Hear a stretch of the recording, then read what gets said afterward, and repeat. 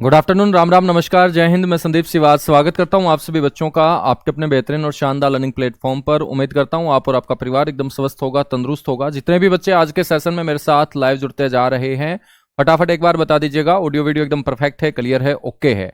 SSC GD की तैयारी में आप लोग जी जान से जुटे हुए होंगे और ज्योग्राफी का सिलेबस मेरे दोस्त हम डे बाय डे बहुत अच्छे तरीके से आगे बढ़ा रहे हैं। सारे के सारे बच्चे मजे मजे में जो है वो टॉपिक डिस्कस करते जा रहे हैं। बच्चों, कल हमने पढ़ा था ज्योग्राफी के अंदर ग्रेटर हिमालय, जिसको हम हिमाद्री भी बोलते हैं, महान हिमालय भी बोलते हैं। और मैंने आप लोगों को मेरे दोस्त साथ की साथ यहां पर कुछ क्वेश्चंस भी दिए थे, ठीक है। तो पहले मैं आप लोगों को अब तक हमने जो पढ़ा है उससे जो हमारे 6-7 अच्छे अच्छे क्वेश्चन बनते हैं जो आपके एसएससी जीडी के अंदर पहले के पेपरों में पूछे गए हैं, एक बार हम फटाफट उनको डिस्कस कर लेते हैं। बच्चों, ये क्वेश्चन आपसे पूछा गया कि between which latitudes is the latitudinal extent of the main land area of India, यानी कि भारत के मुख्य स्थलीय भूभाग का अक्षांशीय जो विस्तार है वो कौन से अक्षांशों के बीच में है। तो ऐसे ऐसे क्वेश्चनों को मेरे दोस्त आप लोग बहुत अच्छे से हैंडल करेंगे। आपसे पूछा गया है तो आप लोग इसका आंसर क्या देंगे मेरे दोस्त? तो इसका आंसर हमारा होगा कि हमारा भारत का जो अक्षांशीय विस्तार है वो 8 डिग्री 4 मिनट से लेके 37 डिग्री 6 मिनट तक है। और मेरे दोस्त ये कौन से अक्षांश हैं? ये उत्तर के अक्षांश हैं, तो इनको हम बोलेंगे उत्तरी अक्षांश, है ना। आपसे कोई पूछ ले कि संपूर्ण अक्षांशीय विस्तार भारत का कितना होगा, तो मेरे दोस्त संपूर्ण अक्षांशीय जो विस्तार होगा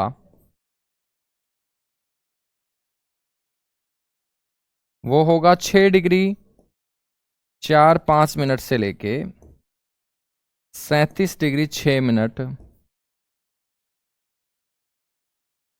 उत्तरी अक्षांश, उत्तरी अक्षांश, ठीक है ना। तो सारे के सारे बच्चे आंसर देंगे जितने भी आप लोग क्लास में जुड़ चुके हैं। तो आप लोग बोल रहे थे कि सर जो पहले के एग्जाम में आए हुए क्वेश्चन है ना वो भी साथ के साथ हम डिस्कस करते चले, ठीक है। तो बिल्कुल डिस्कस करते चलेंगे।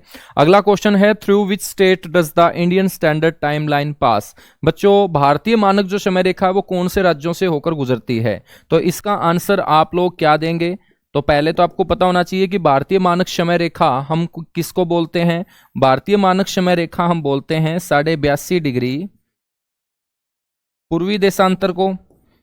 और बच्चों, भारत का जो मानक समय है वो कहां से लिया जाता है? सर जी, भारत का जो मानक समय है ना वो हम लेते हैं नैनी से। और नैनी नाम की जगह बच्चों कहां है? सर, इलाहाबाद के निकट है। इलाहाबाद, जिसे आज हम प्रयागराज बोलते हैं, उत्तर प्रदेश का शहर है, गंगा और यमुना नदी के संगम के ऊपर बसा हुआ है। 82.5 डिग्री पूर्वी देशांतर मेरे दोस्त, जिसको हम भारतीय मानक समय रेखा बोलते हैं, ये कितने राज्यों से गुजर रही थी? 5 राज्यों से। और ये 5 राज्य कौन कौन से होंगे? इन 5 राज्यों में उत्तर प्रदेश होगा, है ना बच्चों। उत्तर प्रदेश के अलावा मध्य प्रदेश होगा, जिसको हम एमपी बोलेंगे, अपने भारत का दिल बोलेंगे, हार्ट ऑफ इंडिया के नाम से जाना जाता है मध्य प्रदेश को। साथ के साथ मध्य प्रदेश से कौन अलग हुआ था? छत्तीसगढ़ अलग हुआ था। बच्चों, छत्तीसगढ़ के साथ ही कौन अलग हुआ था? झारखंड अलग हुआ था, है ना। कौन अलग हुआ था बच्चों? झारखंड। लेकिन झारखंड से नहीं, बल्कि ये छत्तीसगढ़ के बाद आपको पता होना चाहिए कि उड़ीसा से, और उड़ीसा के बाद आंध्र प्रदेश, है ना। तो इन 5 राज्यों से मेरे दोस्त ये क्या है? गुजरती है। याद रखोगे? बिल्कुल याद रखेंगे। नेक्स्ट क्वेश्चन बच्चों आपसे पूछ ले कि भारत में 5 तट रेखा वाले राज्य कौन कौन से हैं। तो 5 क्या मेरे दोस्त? हम 9 के 9 तट रेखा वाले, जिनको हम बोलेंगे कोस्ट लाइन स्टेट। तो कितने स्टेट हैं जो तट रेखा के साथ हैं? तो बच्चों आपको पता है गुजरात, गुजरात के साथ साथ आंध्र प्रदेश, आंध्र प्रदेश के साथ साथ बच्चों तमिलनाडु, ठीक है। तमिलनाडु के साथ बच्चों पश्चिम बंगाल, पश्चिम बंगाल के बाद कर्नाटक, पश्चिम बंगाल के बाद कर्नाटक, कर्नाटक के बाद आपसे कोई पूछ ले तो आप बोलेंगे उड़ीसा, उड़ीसा, ठीक है। उसके बाद बोलेंगे बच्चों महाराष्ट्र, महाराष्ट्र, केरल, ठीक है। तो 2 4 6 8 और गोवा। तो ये 9 राज्य हैं बच्चों जो भारत की तटरेखा के साथ जुड़े हुए हैं, ठीक है। कर्क रेखा कितने राज्यों से होकर गुजरती है? तो कितने राज्य होंगे मेरे दोस्त? सर जी कर्क रेखा जो है ना वो 8 राज्यों से होकर गुजरती है।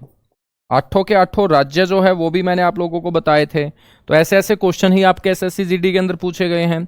इन 8 राज्यों के अंदर आपका गुजरात होगा बच्चों, राजस्थान होगा। मैंने आपको बताया था कि सबसे कम लंबाई जो है कर्क रेखा की वो कौन से राज्य में है दोस्त? राजस्थान में है ना। सबसे ज्यादा कर्क रेखा कौन से राज्य से गुजरती है? तो आप बोलेंगे मध्य प्रदेश से गुजरती है, मध्य प्रदेश से गुजरती है। इसके बाद हम बात करेंगे छत्तीसगढ़ से गुजरती है, झारखंड से गुजरती है बच्चों, है ना। आप लोगों ने ट्रिक से भी याद किया था कि छत्तीसगढ़ में मित्र पर झंडा गिरा। हमने आठों के आठों राज्य इसमें पढ़े। और छठा राज्य कौन सा होगा? वेस्ट बंगाल होगा बच्चों। सातवां राज्य कौन सा होगा? त्रिपुरा होगा।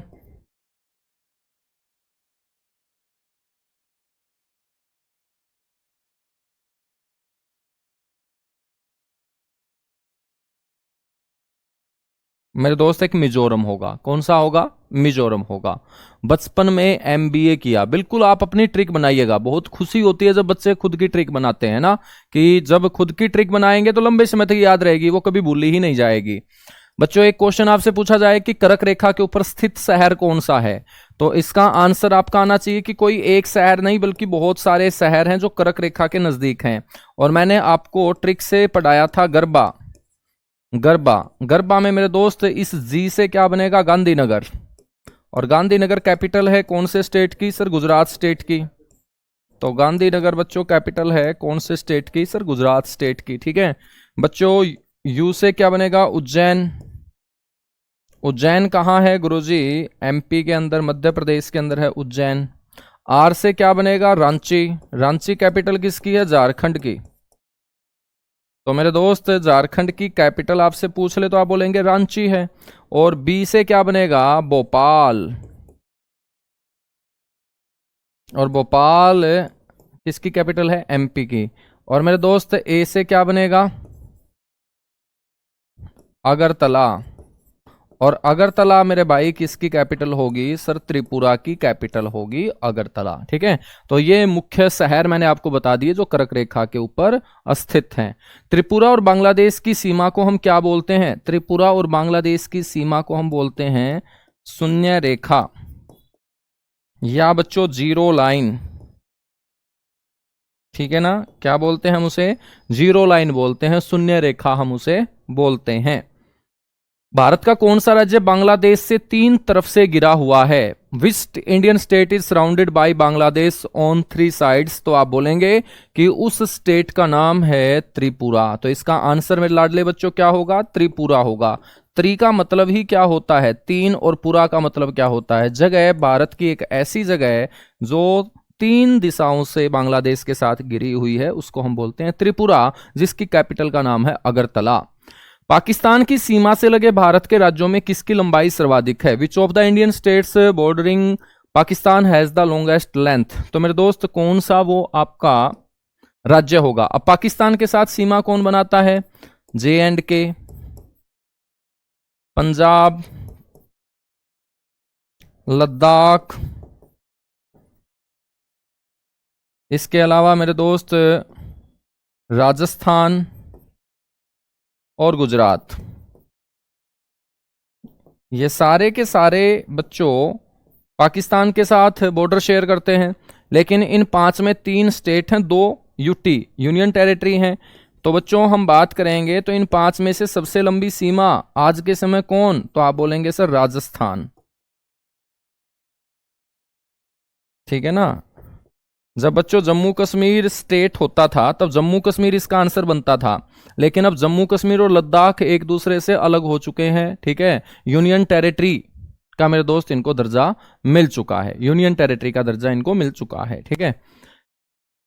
पाकिस्तान किस रेखा के सहारे कच्छ के रण का बंटवारा चाहता है? तो बच्चों मैंने आपको बताया था कि भारत और पाकिस्तान दोनों के दोनों एक दूसरे से जो अलग होते हैं जल में, वो किससे अलग होते हैं? तो आप बोलेंगे 24 डिग्री समानांतर अक्षांश से।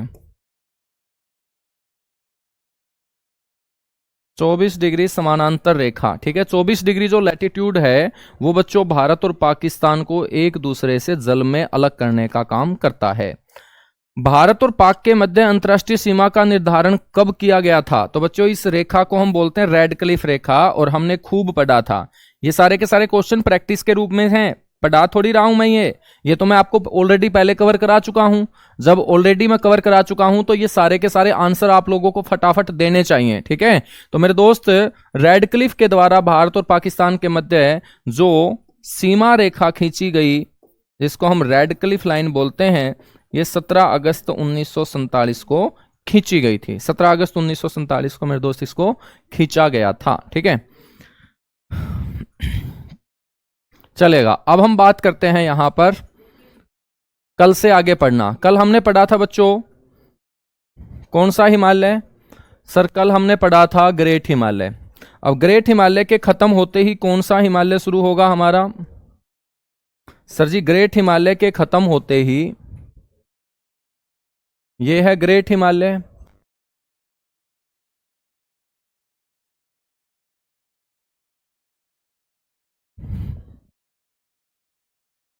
ये कौन सा होगा बच्चों? मिडल हिमालय।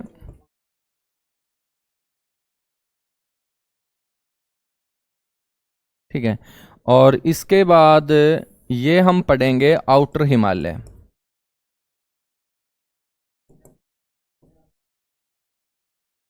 ठीक है, अब देखिएगा बच्चों ट्रांस हिमालय और ग्रेट हिमालय ये दोनों के दोनों एक दूसरे से अलग हो रहे थे। कौन से जोन से? सचर जोन से, सचर जोन से, ठीक है। अब ग्रेट हिमालय खत्म हो चुका है और उससे आगे वाला भाग मिडल हिमालय यदि हम पढ़ना स्टार्ट करेंगे तो कोई ना कोई एक ऐसा भाग होगा जो इस ग्रेट हिमालय को मिडल हिमालय से क्या करेगा? अलग करेगा, और जो एक दूसरे से अलग करता है वो भाग हमेशा बीच में होगा, और मेरे दोस्त उसको हम बोलेंगे मेन सेंट्रल थ्रस्ट।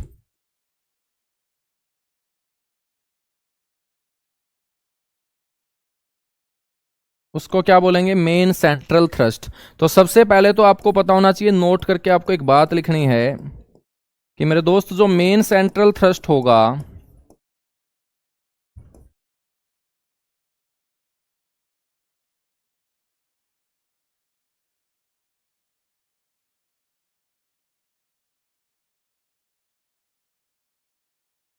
जो मेन सेंट्रल थ्रस्ट होगा ये क्या करेगा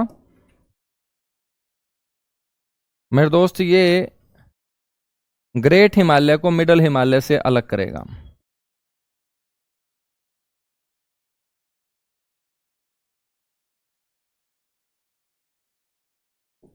तो महान व लघु हिमालय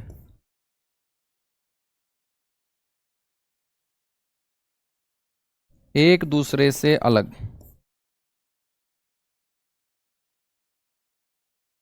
एक दूसरे से अलग, या हम बोल देंगे मेरे दोस्त कि great and middle Himalaya separate from each other.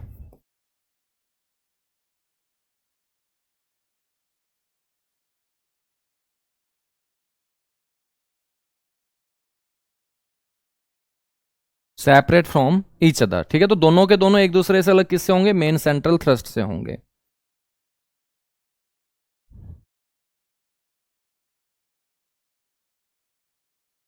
तो बच्चों मिडल हिमालय को हम पढ़ने जा रहे हैं अब, जिसको हम बोलेंगे मध्य, और साथ की साथ बच्चों इसको बोलते हैं लघु हिमालय।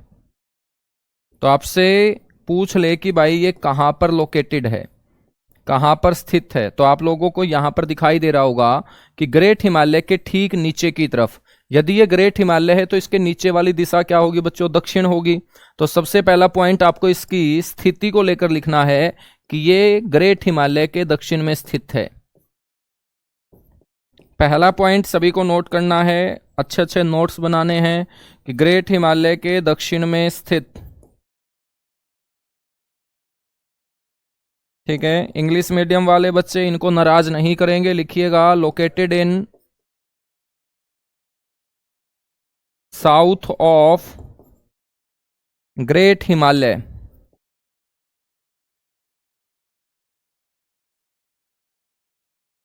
ग्रेट हिमालय, ठीक है। तो located in south of great Himalaya, बच्चों आपको कौन सा पार्ट नजर आएगा? उसी को हम बोलते हैं मिडल हिमालय। उसे हम क्या बोलते हैं? मिडल हिमालय बोलते हैं, ठीक है, उसे हम मिडल हिमालय बोलते हैं। बिल्कुल, हम बात करें कि सर इसकी औसत ऊंचाई कितनी होती है? बेटा मिडल हिमालय की जो औसत ऊंचाई होगी ना,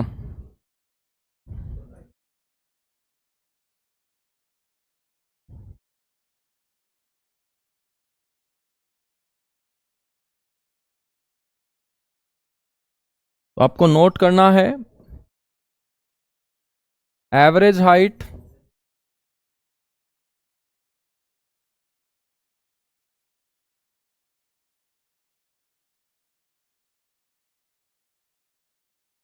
औसत ऊंचाई। फटाफट एक बार मेरे को ग्रेट हिमालय की औसत ऊंचाई बताओ। कल हमने पढ़ा था ना ग्रेट हिमालय, और उसकी औसत ऊंचाई मैंने आप लोगों को पढ़ाई थी। तो फटाफट अब आप लोग सारे के सारे बताएंगे कि औसत ऊंचाई उसकी कितनी है।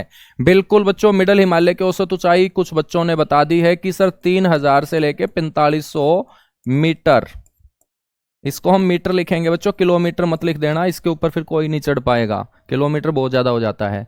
हम बात करेंगे इसकी चौड़ाई मेरे दोस्त।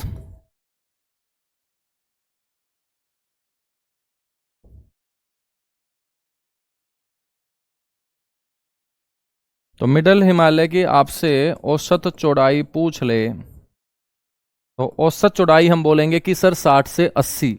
बिल्कुल, सारे के सारे बच्चे कल का जो क्लास है बहुत अच्छे से उन्होंने रिवाइज कर रखा है। 6100 मीटर आप सभी ने आंसर दिया, बड़ी खुशी हुई। तो बच्चों औसत चौड़ाई जो है ना वो 60 से 80 किलोमीटर होगी, ठीक है। हम बात करेंगे जो ये मिडल हिमालय है, इसको अलग अलग राज्यों में अलग अलग नाम से जाना जाता है मेरे दोस्त। Name of middle Himalaya, name of middle Himalaya बोल सकते हैं, या हम बोल सकते हैं रेंज ऑफ मिडल हिमालय, ठीक है ना। तो हम नेम लिख सकते हैं और रेंज लिख सकते हैं। बेटा हम बात करेंगे यहां पर, तो 5 मेन रेंज है इसकी, 5 मुख्य श्रेणियां हैं। तो याद रखना है कितनी मुख्य श्रेणियां हैं मेरे दोस्त? सर 5 मुख्य श्रेणियां हैं। अब इसकी जो 5 मुख्य श्रेणी है वो कहां से शुरू हो जाएगी? मिडल हिमालय की एक श्रेणी बच्चों ये होगी, इसको हम बोलेंगे पीर पंजाल। इसको हम क्या बोलेंगे? पीर पंजाल रेंज बोलेंगे, पीर पंजाल श्रेणी। और आपसे कोई पूछ ले कि पीर पंजाल श्रेणी कहां स्थित है, तो सभी को आंसर देना है J&K, जम्मू एंड कश्मीर के अंदर पीर पंजाल रेंज है मेरे दोस्त, ठीक है। पीर पंजाल रेंज के बाद नेक्स्ट जो रेंज होगी बच्चों वो कौन सी होगी? सर पीर पंजाल रेंज के बाद हम पढ़ेंगे दौलाधार। कौन सी रेंज पढ़ेंगे? दौलाधार रेंज पढ़ेंगे, ठीक है, दौलाधार रेंज। और दौलाधार रेंज आपसे कोई पूछ ले कि कौन से राज्य में स्थित है दौलाधार श्रेणी, तो बच्चों आप बोलेंगे कि ये लोकेटेड है हिमाचल प्रदेश के अंदर। कौन से प्रदेश में? हिमाचल प्रदेश में। आपसे क्वेश्चन डायरेक्ट ऐसे भी पूछ लेगा कि मिडल हिमालय, मध्य हिमालय को हिमाचल प्रदेश में किस नाम से जाना जाता है? दौलाधार श्रेणी से। मिडल हिमालय को जम्मू कश्मीर में किस नाम से जाना जाता है? पीर पंजाल के नाम से, ठीक है।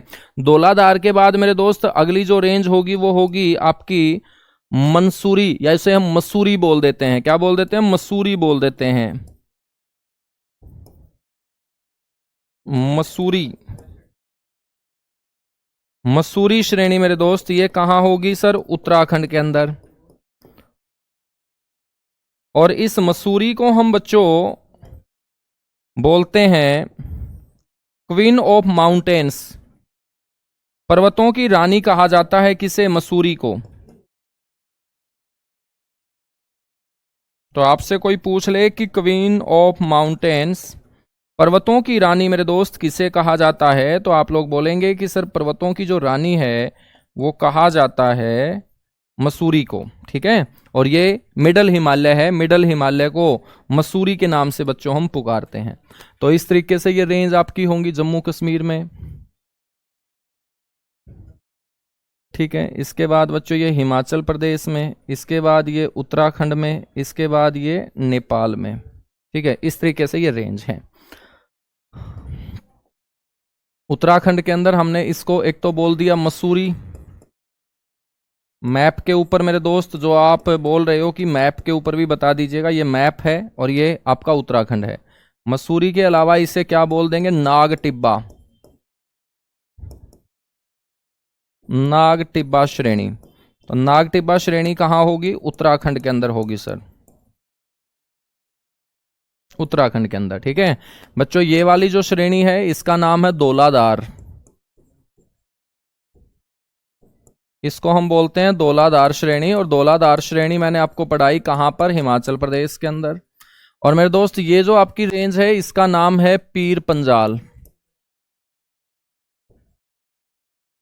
पीर पंजाल रेंज। और ये हमने पढ़ी J&K, कहां पर? J&K में। ठीक है, और मेरे दोस्त ये वाली जो रेंज है ना इसको बोलते हैं महाभारत। और मैप के ऊपर आपको दिखाई देगा कि ये कौन सा देश है जहां पर मैंने महाभारत श्रेणी आपको बताई बच्चों, ये आपका देश है नेपाल, नेपाल। ठीक है, तो मैंने आपको 5 रेंज है, उन 5 में से 3 बताई। 3 के बाद मेरे दोस्त जो चौथी रेंज होगी आपकी, जो चौथी रेंज होगी आपकी, ये आपकी चौथी रेंज है, इसका नाम है मेरे दोस्त नाग टिब्बा, नाग टिब्बा श्रेणी। और आपसे कोई पूछ ले कि नाग टिब्बा श्रेणी कौन से स्टेट में है, तो मिडल हिमालय को बच्चों उत्तराखंड में नाग टिब्बा के नाम से भी जाना जाता है। ठीक है, उसके बाद मेरे दोस्त 5वीं जो रेंज है वो हमने अभी पढ़ी यहां पर महाभारत,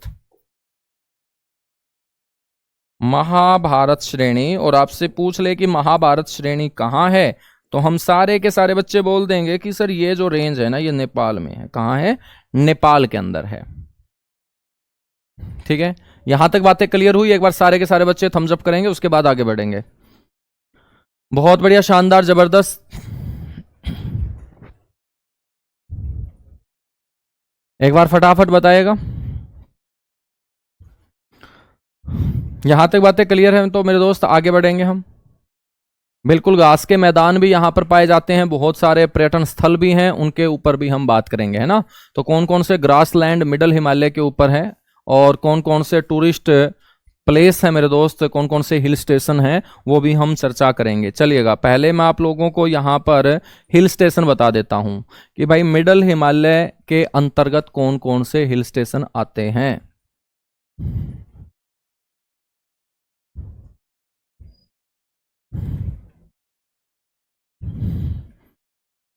तो ध्यान रखिएगा, हिल स्टेशन या tourist place in middle Himalaya.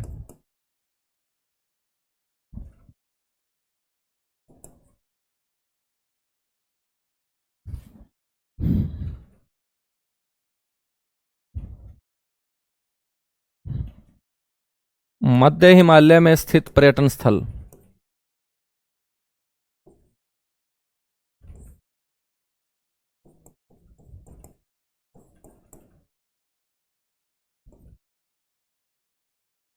तो मध्य हिमालय के अंदर कौन कौन से पर्यटन स्थल मेरे दोस्त आते हैं? ठीक है, सबसे पहले आपको ध्यान रखना है यहां पर श्रीनगर,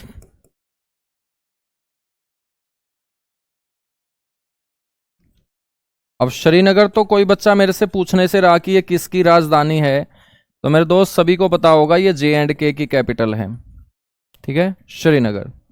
उसके बाद याद रखेंगे कश्मीर।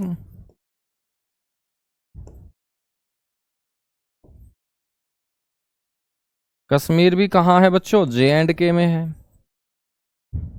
उसके बाद आपको ध्यान रखना है यहां पर शिमला। अब शिमला भी कोई बच्चा पूछने से रहा कि सर ये कहाँ की कैपिटल है, तो सभी बच्चों को पता होना चाहिए कि ये हिमाचल प्रदेश की कैपिटल है, ठीक है, हिमाचल प्रदेश की।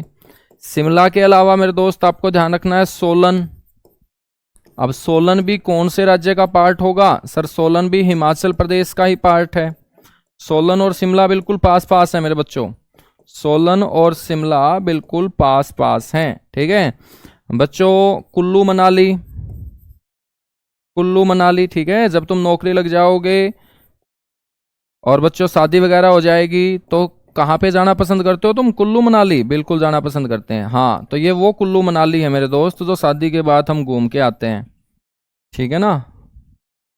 कुल्लू मनाली ये भी कहाँ है? हिमाचल प्रदेश में। मन करता होगा ना तुम्हारा। कुल्लू मनाली के बाद बच्चों हम बात करेंगे डलहौजी। डलहौजी, डलहौजी बच्चों कौन था? गवर्नर जनरल था, और उसी के नाम पर हिमाचल प्रदेश के अंदर मेरे दोस्त एक बहुत शानदार टूरिस्ट पैलेस तैयार किया गया। डलहौजी के नाम से उसे जाना जाता है। ये हिमाचल प्रदेश का हिस्सा है। किसका हिस्सा है? हिमाचल प्रदेश का हिस्सा है। मन करता है तुम लोगों का शादी करवाने का?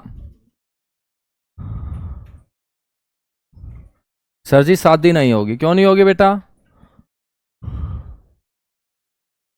हाइट कम है, तो हाइट का और शादी का लेना देना क्या है? ठीक है सर जी। हिल स्टेशन क्या होता है बेटा? हिल स्टेशन होता है जब हम पहाड़ों के ऊपर घूमने फिरने जाते हैं, ठीक है ना। जब हम परेशान हो जाते हैं तो घर वालों को नहीं बोलते कि हम पहाड़ों पे घूम के आ रहे हैं, तो इसका मतलब तुम कहाँ घूम के आ रहे हो? जो बच्चों हिल स्टेशन हो। हिल का मतलब पहाड़ी, स्टेशन का मतलब घूमने फिरने का स्थान, ठीक है ना। और जब आप पहाड़ों में जाते हो तो बच्चों नेचर के बहुत करीब जाते हो। वहां बिल्कुल शांति आपको नजर आएगी। जहां शांति नजर आएगी वहां सुकून आपको नजर आएगा। जहां शांति और सुकून नजर आएगा उसी को हम धरती के ऊपर स्वर्ग बोलते हैं। क्या बोलते हैं? स्वर्ग बोलते हैं, ठीक है ना। सर जी मेरे को बाबा बनना है। बहुत अच्छा डिपार्टमेंट है बाबाओं वाला भी, क्योंकि आजकल तो बाबा सीएम तक बन जाते हैं बच्चों, ठीक है। तो तुम्हारे अंदर यदि ऐसा है कि भाई हम बाबा बन जाएं तो बहुत अच्छी बात है, खुशी की बात है। अच्छे बाबाओं की जरूरत है देश को, और हो सकता है कि आप अच्छे बाबाओं में शामिल हो जाओ, ठीक है बच्चों। हम बात करेंगे डलहौजी के बाद आगे अल्मोड़ा। अल्मोड़ा आप लोगों ने सुना है? सर जी बिल्कुल सुना है बेटा। अल्मोड़ा नाम का जो आपका ये हिल स्टेशन है ये उत्तराखंड के अंदर है, यूके, उत्तराखंड, ठीक है। देहरादून, देहरादून को छोड़ो आप मसूरी करो। मसूरी, मसूरी भी कहाँ है? उत्तराखंड के अंदर है सर। रानीखेत, रानीखेत सुना है तुमने बच्चों? रानीखेत बीमारी का नाम भी है, और ये बीमारी मुर्गियों के अंदर ढूंढी गई थी, और ये मुर्गियां कहाँ की थी? रानीखेत। तो रानीखेत में मुर्गियों में एक बीमारी का पता चला था, तो उस बीमारी का नाम ही रानीखेत रख दिया। तो मुर्गियों की बीमारी का नाम भी है रानीखेत। रानीखेत आपका हिल स्टेशन भी है जो मिडल हिमालय के अंतर्गत आता है, मिडल हिमालय के अंतर्गत आपका आता है, ठीक है। इसके अलावा मेरे दोस्त दार्जिलिंग,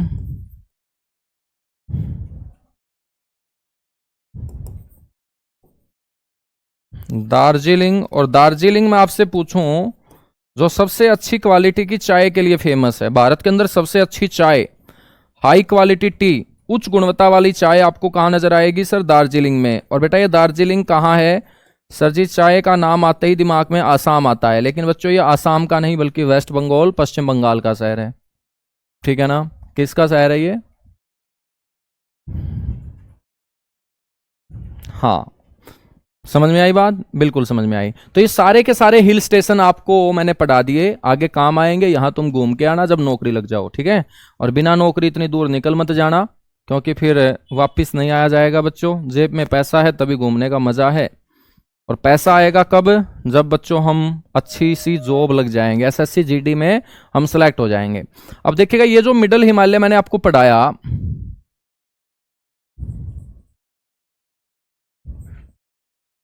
ये जो रेंज है मेरे दोस्त, इसको हमने मिडल हिमालय बोला।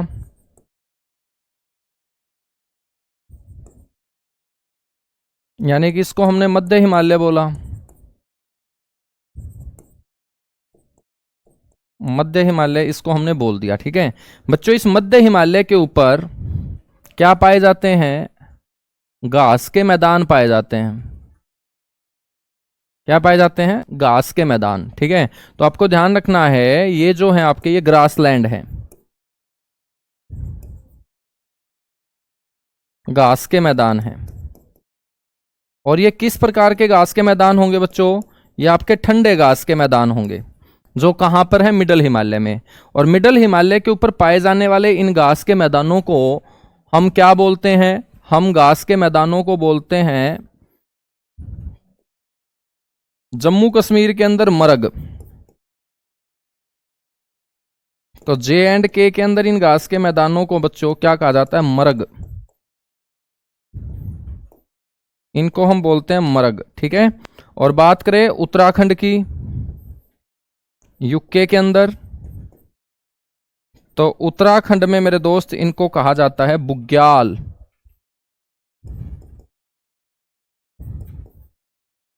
बुग्याल और प्यार, बुग्याल और प्यार इन्हें कहा जाता है, ठीक है। तो देखिएगा बच्चों, ये ऊपर की तरफ आपको जो यहां पर नजर आएंगे घास के मैदान, तो इसको मान लेते हैं हम गुलमर्ग। गुलमर्ग, गुलमर्ग कहाँ है? मिडल हिमालय के अंदर। लेकिन मिडल हिमालय में कहां पर है? J&K में। गुलमर्ग के बाद नेक्स्ट है मेरे दोस्त सोनमर्ग। गुलमर्ग के बाद सोनमर्ग। तो कोई भी नाम जिसके पीछे मर्ग जुड़ा है वो मिडल हिमालय के अंदर होगा और वहां पर ठंडे घास के मैदान पाए जाएंगे, ठीक है बच्चों। हम बात करेंगे ये वाला जो है, इसको हम बोलते हैं बुग्याल।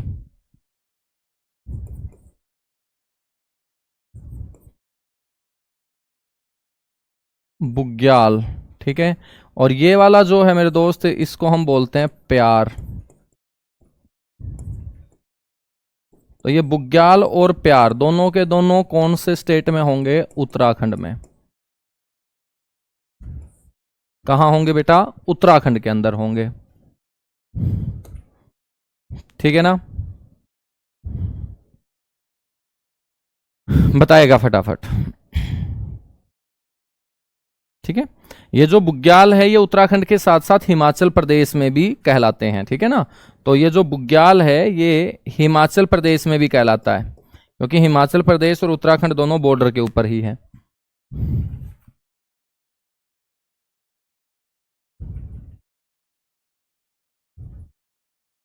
यहां तक बातें क्लियर हुई? सारे के सारे बच्चे बताएगा।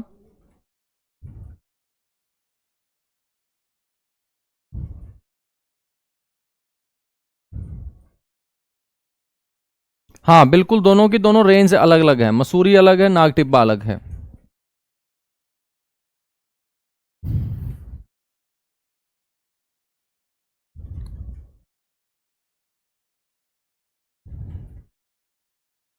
चलेगा। अब हम चर्चा कर लेते हैं किसकी? शिवालिक की। सब कुछ परफेक्ट है, ओके है, आगे बढ़ो फिर। अब हम बात करेंगे शिवालिक की। तो बच्चों हम दो हिमालय पढ़ चुके हैं, बिल्कुल पढ़ चुके हैं सर। कौन कौन से दो हिमालय हमने पढ़े? सर जी हमने पढ़े ग्रेट हिमालय और मिडल हिमालय। तो अब हिमालय का कौन सा भाग पढ़ेंगे हम? सर जी लास्ट पार्ट पढ़ेंगे। तो उस लास्ट पार्ट को किस नाम से जाना जाता है? सर जी उस लास्ट पार्ट को आउटर हिमालय कहा जाता है।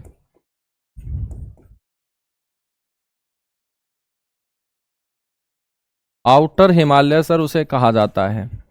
हिंदी में क्या बोलेंगे बच्चों? बाह्य हिमालय बोल देंगे। और इसी आउटर हिमालय का दूसरा नाम क्या है बच्चों? शिवालिक रेंज है। इसी को हम क्या बोलते हैं? शिवालिक श्रेणी बोलते हैं।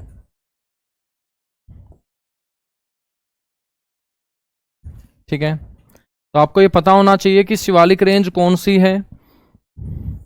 तो बच्चों इस मानचित्र के ऊपर मैं कई बार आपको तीनों की तीनों रेंज जो है वो छाप के दिखा चुका हूं कि ये ग्रेट हिमालय है सर, ये मिडल हिमालय है सर, और ये शिवालिक है सर। ठीक है, तो इसको बोलेंगे ग्रेट हिमालय,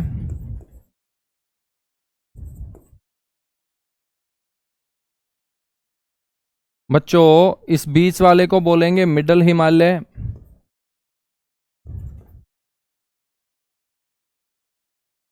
और सबसे लास्ट जो हम पढ़ने वाले हैं इसको बोलते हैं शिवालिक। अब शिवालिक यदि शुरू होगा तो इसका मतलब मिडल हिमालय क्या हो चुका है, समाप्त हो चुका है। और ये मिडल हिमालय यदि समाप्त हो चुका है तो यहां पर बच्चों बीच में जो एक भाग होगा, ठीक है, इस भाग को हम क्या बोलते हैं, इस भाग को हम बोलते हैं मेन बाउंड्री फॉल्ट।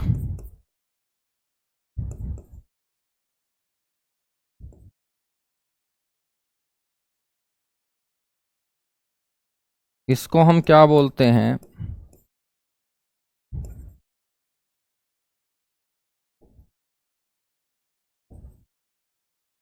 इसको मेन बाउंड्री फॉल्ट बोलते हैं। तो ये मेन बाउंड्री फॉल्ट बेटा क्या करेगा, ये मेन बाउंड्री फॉल्ट ये मध्य हिमालय और बाह्य हिमालय, जिसको हमने शिवालिक बोला, मध्य और बाह्य हिमालय दोनों को एक दूसरे से अलग करेगा।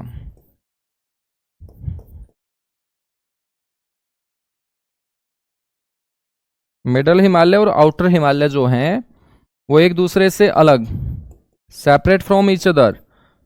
तो आप लोग बोलेंगे कि उस क्षेत्र को हम बोलते हैं मेन बाउंड्री फॉल्ट। क्या बोलते हैं, मेन बाउंड्री फॉल्ट बोलते हैं। ठीक है ना, समझ में आई बात।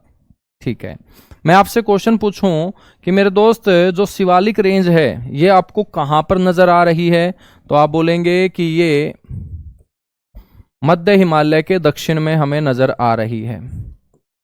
तो पहला पॉइंट मेरे सभी प्यारे बच्चों को नोट करना है कि ये मध्य हिमालय के दक्षिण में स्थित है दोस्त।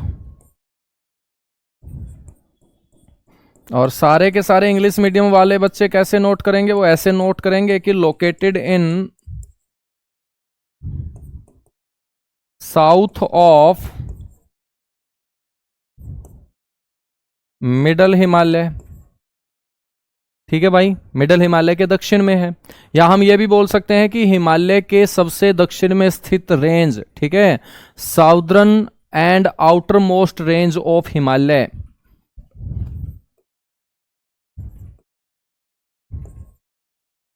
हिमालय के सबसे दक्षिण,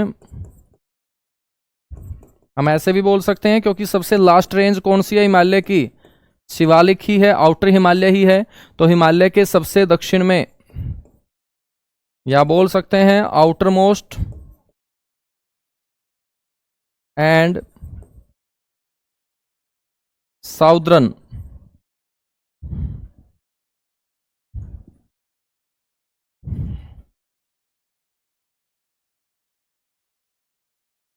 रेंज ऑफ हिमालय।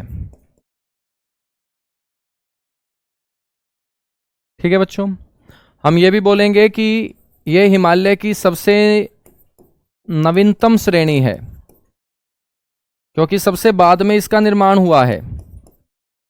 हिमालय की सबसे नवीनतम श्रेणी,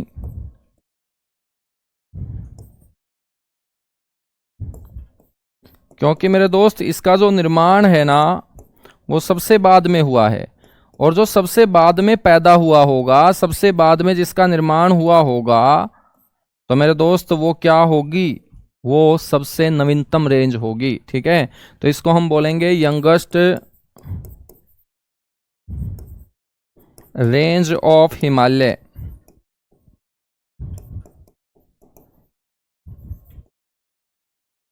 ठीक है ना, यंगेस्ट रेंज ऑफ हिमालय मेरे दोस्त इसको हम बोल देंगे।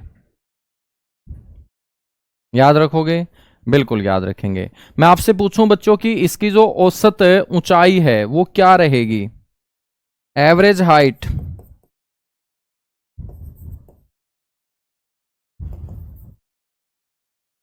तो मेरे दोस्त इसकी औसत ऊंचाई यदि आपसे कोई पूछ ले,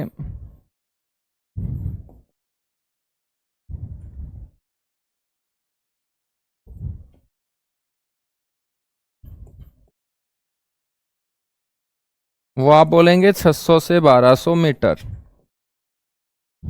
यदि आपसे कोई चौड़ाई पूछ ले,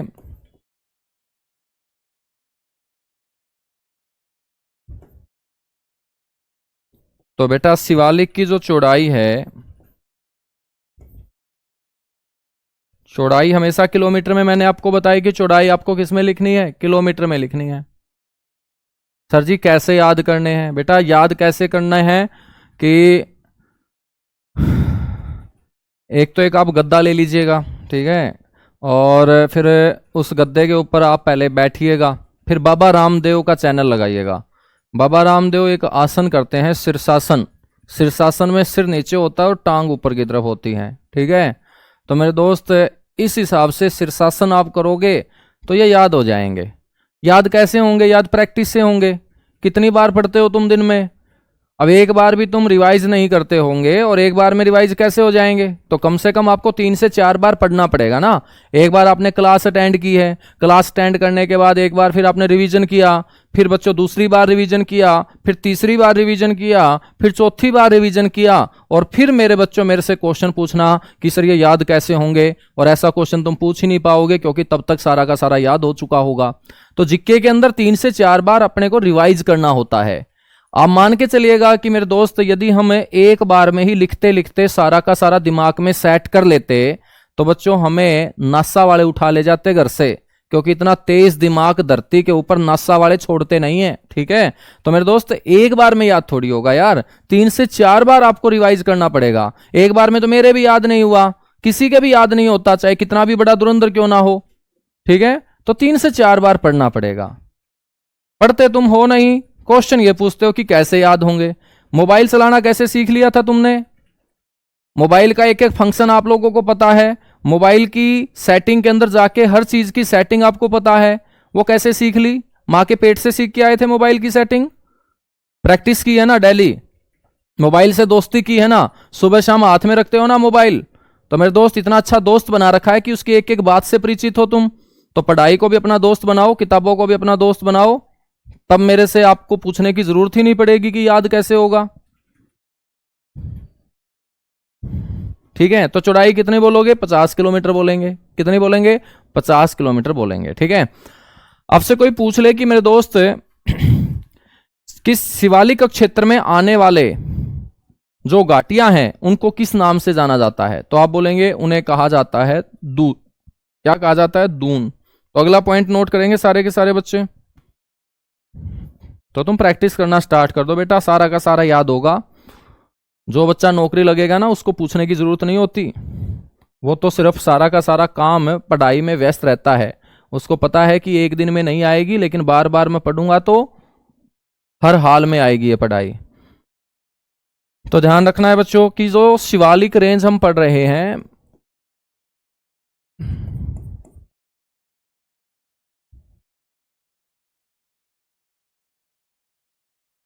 तो शिवालिक श्रेणी में जो स्थित घाटी होगी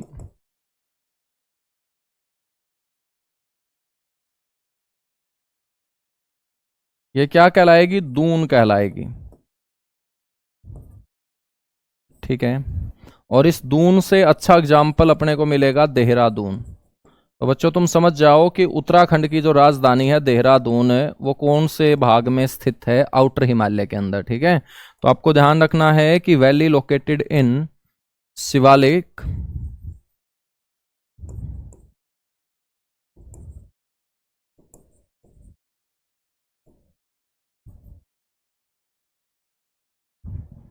बेटा वो दून कहलाएगी। क्या कहलाएगी? दून कहलाएगी, ठीक है। आपको यह भी ध्यान रखना है कि दून के साथ साथ मेरे दोस्त इसको हम और क्या बोलेंगे? दून के साथ साथ हम दवार भी बोलेंगे। दवार एंड दून,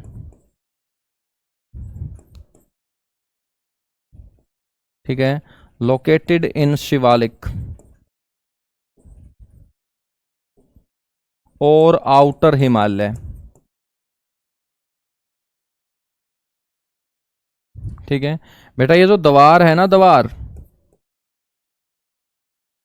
इस द्वार के आगे यदि मैं हरि जोड़ दूं तो ये हमारा एक बहुत अच्छा धार्मिक शहर बन जाता है, हरिद्वार। तो हरिद्वार और देहरादून दोनों के दोनों कहाँ होंगे? अच्छा, गुस्सा हो जाता भाई गुस्सा नहीं होता, मतलब तुम्हें समझाना भी गुस्सा लगता है? वाह भाई वाह, क्या बात है। फिर तो तुम्हें अमरीश पुरी की फिल्में दिखानी पड़ेगी मेरे को, ठीक है, कि गुस्सा क्या होता है। बेटा अमरीश पुरी की फिल्में देखा करो तुम, तुम्हें पता चलेगा गुस्सा क्या होता है। ठीक है, इसको गुस्सा नहीं बोलते, इसको समझाना बोलते हैं। और छोटे भाई बहनों को मैं समझाऊंगा नहीं तो फिर कौन समझाएगा तुम्हें?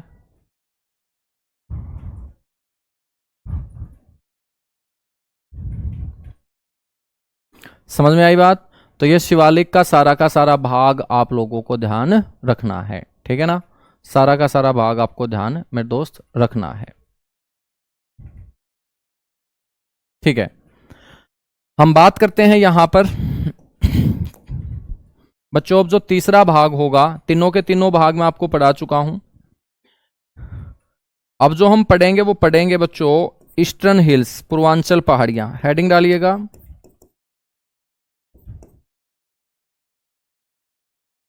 ईस्टर्न हिल्स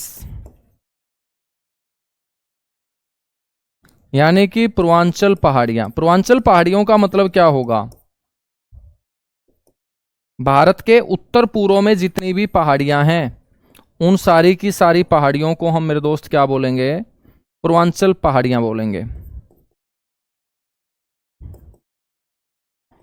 उत्तर पूर्व में स्थित, लोकेटेड इन नॉर्थ ईस्ट। ठीक है, और मेरे दोस्त ये जो आपकी पहाड़ियां हैं इनको यदि मैं एक एक करके पढ़ाऊं, ठीक है, तो उत्तर पूर्व का आपका क्षेत्र कौन सा होगा? तो इसको मैं बॉक्स में बंद कर देता हूं ताकि तुम समझ जाओ कि ये सारा का सारा जो क्षेत्र है आपका, ये आपका उत्तर पूर्व क्षेत्र है, नॉर्थ ईस्ट क्षेत्र है मेरे दोस्त।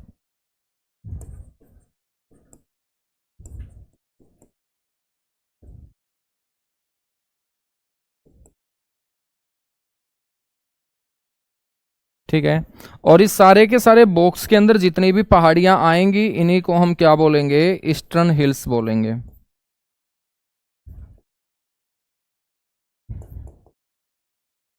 इन्हीं को बेटा हम क्या बोलेंगे सर? पूर्वांचल पहाड़ियां बोलेंगे। इन्हीं को हम क्या बोलेंगे? ईस्टर्न हिल्स बोलेंगे, पूर्वांचल पहाड़ियां बोलेंगे। ठीक है ना? इन पूर्वांचल पहाड़ियों में देखिएगा, मैप के ऊपर आपको मैं बता रहा हूं, मैप के ऊपर मैं बता रहा हूं। ठीक है बेटा, ये मिजोरम है, मिजोरम। मिजोरम के अंदर जो पहाड़ी है उसको बोलते हैं लुसाई पहाड़ी। कौन सी पहाड़ी बोलेंगे उसे सर? मिजोरम के अंदर जो पहाड़ी है उसको हम बोलेंगे लुसाई।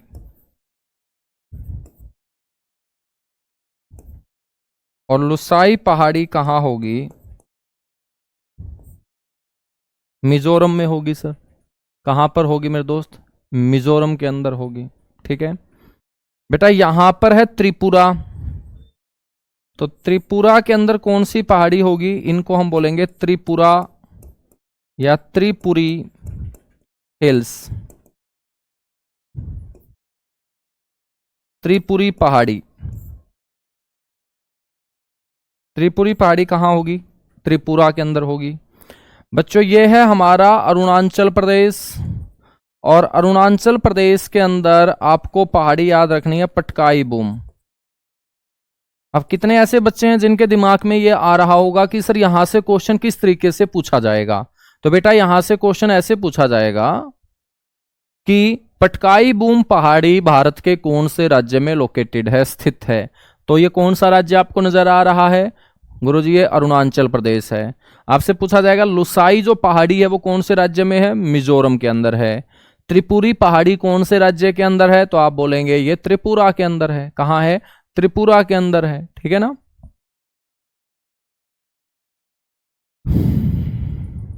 बातें क्लियर हुई? एक बार फटाफट।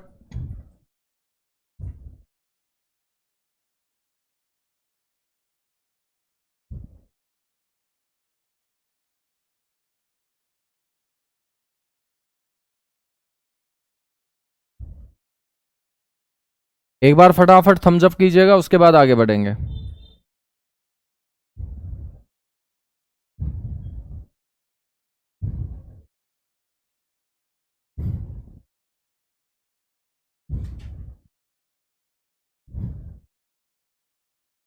सर जी करंट अफेयर कहाँ से करें? बेटा करंट अफेयर की डेली क्लास होती है आदर्श सर की, आरडब्ल्यूए के चैनल के ऊपर। ठीक है, तो सुबह सुबह उस क्लास को तुम अटेंड किया करो।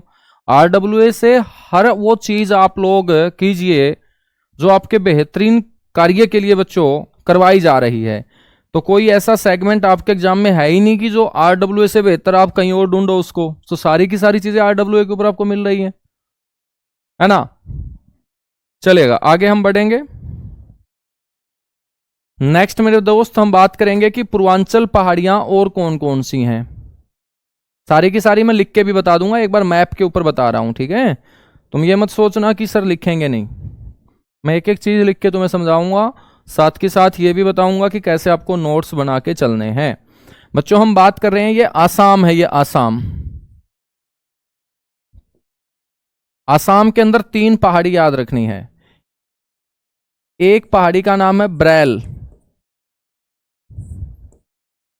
ब्रैल श्रेणी से बोलते हैं।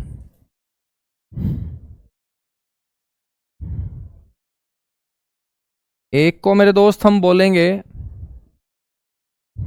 कच्छारी।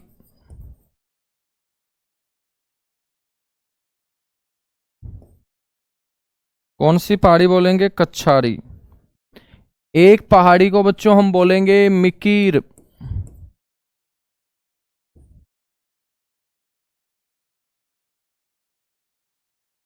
कौन सी पहाड़ी बोलेंगे? मिकीर पहाड़ी।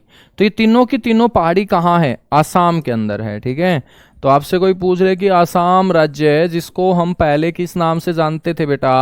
आसाम का पुराना नाम मैंने आपको बताया था कामरूप।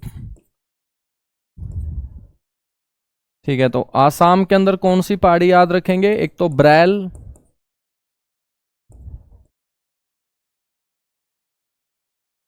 ब्रैल के साथ साथ मिकीर,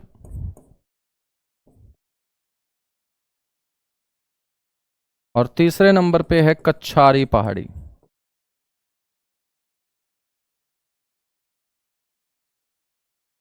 ठीक है, इसके अलावा बच्चों हमने मिजोरम के अंदर कौन सी पढ़ी? मिजोरम राज्य के अंदर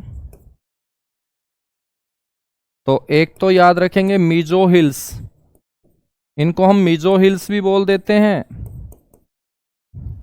और बेटा लुसाई हिल्स भी बोल देते हैं।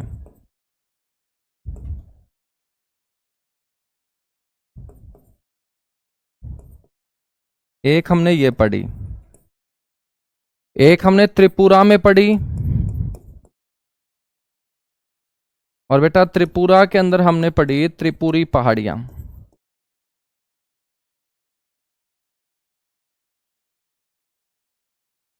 कौन सी पहाड़ियां? त्रिपुरी पहाड़ियां। ठीक है, अब हम बात करेंगे नागालैंड की, या मिजोरम से ऊपर कौन है? मणिपुर।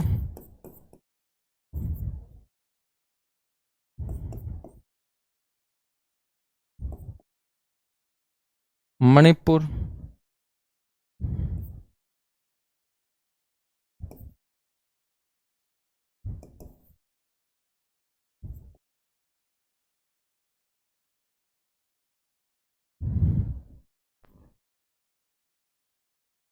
तो बच्चों इनको हम मणि हिल्स बोल देंगे। ठीक है ना, तो ये आपका मणिपुर होगा। मिजोरम के ठीक ऊपर आपका कौन होगा बच्चों? मणिपुर होगा, इसको हम मणि हिल्स बोल देंगे, मणि हिल्स। चलेगा, टाइम हो चुका है। बाकी मेरे दोस्त हम मिलेंगे कल की क्लास में, और मुश्किल कुछ नहीं है ना। मुश्किल है बस ये बात दिमाग से निकाल पाना कि कोई चीज़ मुश्किल होती है। बाकी बच्चों ये शब्द यदि आप अपने दिमाग से निकाल दोगे मुश्किल, तो इस शब्द के निकालने के बाद बच्चों हर चीज़ आसान बनती जाएगी। वो आसान तभी बनेगी जब आप सारे के सारे अच्छे तरीके से मेरे दोस्त बार बार इनको रिवाइज करते रहोगे, प्रैक्टिस सेट लगाते रहोगे। ठीक है, चलेगा। Thank you, bye bye, love you आप सभी को।